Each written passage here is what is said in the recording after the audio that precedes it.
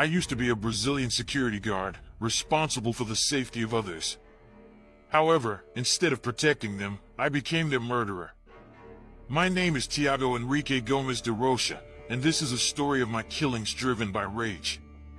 I was born on February 4th, 1988 in Goiania, Brazil. I have a fiancé who resembles my victims, and we often attended church together. The root of my murderous rage was my trauma after being sexually abused by my neighbor at the age of 11. It made me feel worthless and hopeless. I tried to do other things to get it out, but they didn't work.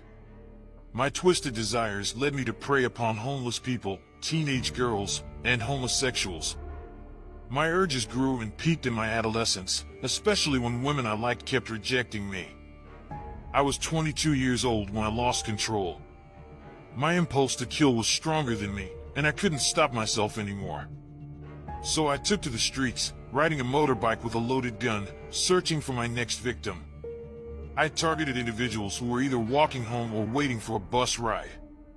As I approached, I would shout robbery before pulling the trigger, watching as their lifeless bodies fell to the ground. But I never took anything from my victims. I never robbed them. For I am not a thief, but a murderer. My first victim was a man, and my first female victim was the young and innocent 14-year-old girl named Barbara Costa. I killed 39 people in total. Of those, 16 were women. But then, the police caught me as I was riding a motorbike with a fake license plate.